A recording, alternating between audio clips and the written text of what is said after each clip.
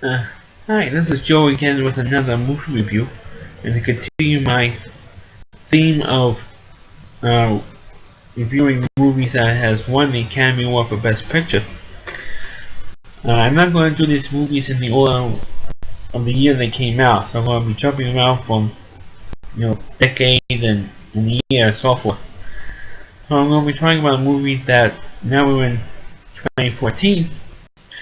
I'm going to be talking about the movie that has we're going to be celebrating its 75th anniversary this year. And it's talking about like the Oscar winning movie. You can compare all the other Oscar movies you want. Um, but I'm talking, this is like the Oscar winning movie. We're talking about the Oscar winner. If you're talking about what is the best of the Oscar winning movies, this one is it, in my opinion. And then is of course the 1939 film Gone with the Wind. And of course this is the king of the Oscar winning films.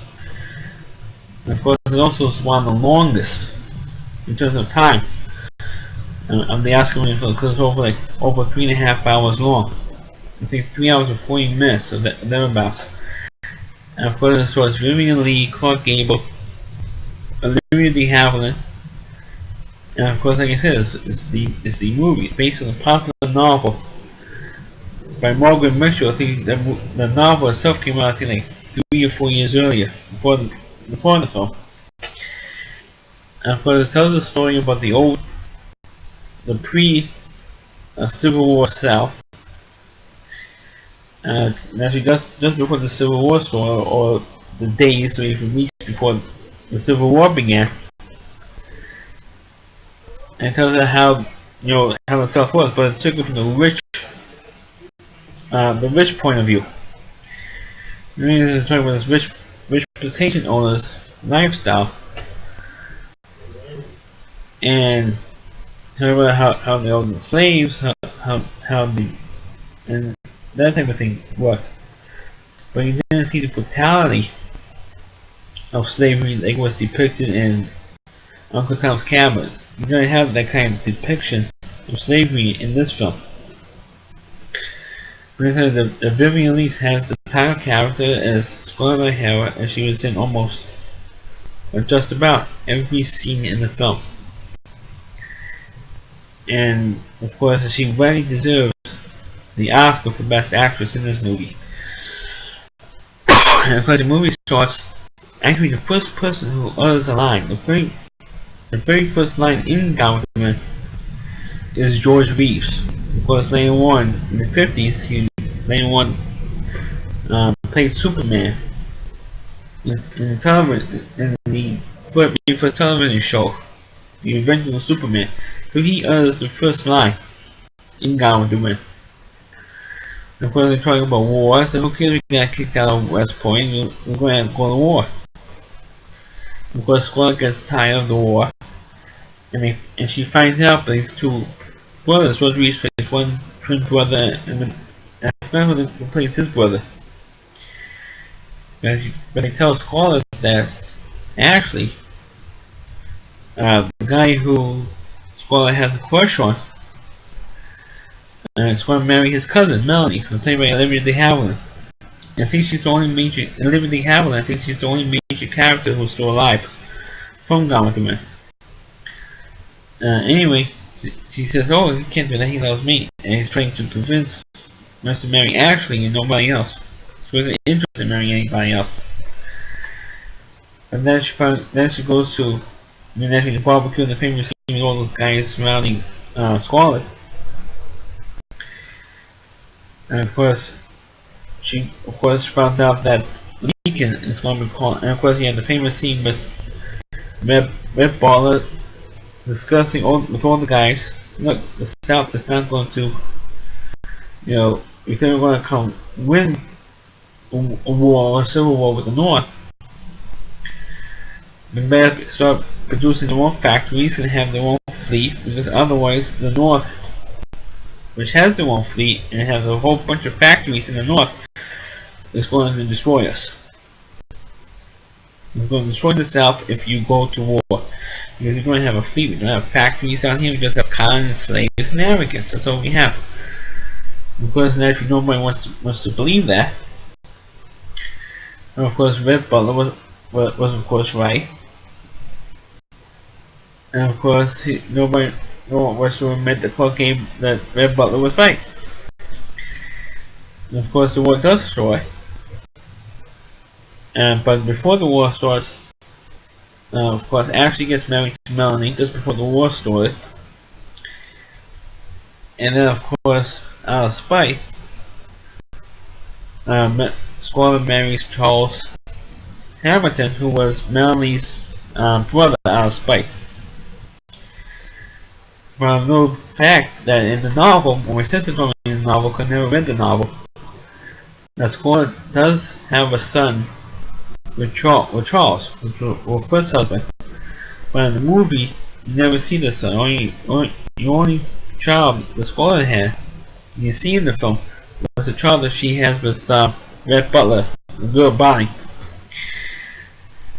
Then of course the war does start, and just before the first battle of Beaumont, Charles dies of pneumonia, which was a lot of the soldiers on both sides, in the north and the south, died more of diseases in the camp than actual battle wounds. Of course, naturally, of course, people, if you get shot, especially in those days, especially if it's a bad wound, and of course you're going to die from it. Most people die from disease more than in the war than bullet wounds. And of course, she was upset with that and never gets married again to marry after the war. And of course, one of the best sequences in the film was, of course, the burning of Atlanta when General Sherman invades Georgia, goes through Atlanta to the march to the sea. And you see, and of course, naturally nowadays, I don't know how in the world they did those effects in those days, in 1939, because obviously you didn't have computers in those days, in 1939. So I don't know how in the world they were able to accomplish that. I think they did win something from the ending, especially for that particular sequence. And of course, they have to get home from Tower, and naturally, of course, practically all the slaves were gone, except for maybe 3 or 4 slaves. Everyone else, of course, left because of the Emancipation Proclamation. And then, of course, the Confederate Army, recruited a lot of, at least a lot of the slaves in Tower to dig ditches and stuff, and do all the grunt work that the white soldiers didn't do. And of course, they, were struggling for a while, and go into the carpetbaggers. And that's how Scarlett's father dies, by jumping off his horse and breaking his neck. And of course, when Scarlett does come home, she finds out that her mother had died. I forget the disease it was, but it was a fever that she died of. Or typhoid. That's what it was, typhoid fever. The whole family got, and only the mother had died, or died from it. And of course, then not too long after, the father dies after he announces saying the war is over, his niece surrendered, and then of course the struggle, and when the whole South is rebuilding, Scarlett marries her sister's boyfriend. And then, of course, actually the sister gets upset, and then Scarlett decides to do a delivery or something. And she has to go through, when they didn't say Color Town, but that's what they meant. With all those shanties in there. And of course, Scarlett gets attacked. And of course, what a lot of people don't know, or what didn't mention, was of course they had what they call a political meeting to help what happened with Scarlett. Well, it wasn't really a political meeting, it was a Ku Klux Klan meeting. And of course, they changed it from Ku Klux Klan to a political meeting for the movie. And the other thing that was also changed was the language in the film. Because when you hear the the word or term darky. It was actually supposed to be the word nigger in the movie. So when you hear the term darky, it's actually the word nigger. In place of the word nigger, they took that out and they put darky in. Because in the novel they used the N word in the novel. But even 1939 would be politically correct. So of course they clean out the town, and of course Claude's husband then gets killed in that raid because the fellow troops knew that something was going to happen, because naturally of course they heard what happened with Squall as well, and they heard that the Klan was going to go down there and kill as many blacks in the shanties as possible. Now of course a little bit later on, then that's when she of course marries Rhett Butler. And of course you had believe it or not, there was actually a rape scene in Gone with the Wind. There was a famous scene where they had a fight, which they had many of, an argument between Red and Squall. And of course Red storms out of the house, and she wants to come down from drinking, and of course she finds Red there. And of course the famous scene where Red has hands on the side of Squall's head like this, while he's squeezing your head like this, my dear. And all that. And of course Red chases Squall by the stairs, in his big red corpulent stairs, and he grabs her and he carries her up the stairs. And of course that was a rape scene. Actually in 1939, and I actually saw him raping her. Nowadays they might show it, but not in 1939. And then of course they eventually have a kid, Bonnie. And of course Bonnie gets killed the same way that Squall's father did. Jumping on a pony and jumping over a fence, and she falls off the horse and breaks her neck. And of course when Melanie announces that she's pregnant for the second time, and the doctor told her, no, you can't get pregnant again, you shouldn't get pregnant again. Well, she's not allowed to have a kid after the first one. And of course she ends up dying anyway. And I know I'm giving it away, but she does die in the end of the film. And of course Squall is trying to console Ashley, and then of course at that moment that's when she finally realizes that Ashley never really wanted Squall to begin with. And of course she realizes now that she finally wanted Rhett Butler in the end. Of course that's when you had a famous scene in the end where Red says to her, frankly my dear, I don't give a damn. Which has been selected by the American Film Institute as the #1 famous or best movie line ever. And believe it or not, what a lot of people didn't know was MGM, which created and produced the film, was actually fined because it had the curse word in it, the word damn, which is of course it's a curse word, it's tame compared to other ones, but because they had the word damn in the film, the MGM was fined for having the word damn in the film by the Decency Council or something. It was some council for decency, and they fined MGM for having the word damn in the film. Of course, the funniest bit of that scene was when it was an episode of The Simpsons where Bart and Lisa was volunteering at the old folks home where the grandfather was, and they were showing the movie Gone with the Wind. And of course they saw the famous scene at the end. Instead of saying frankly my dear, I don't give a damn, Red Butler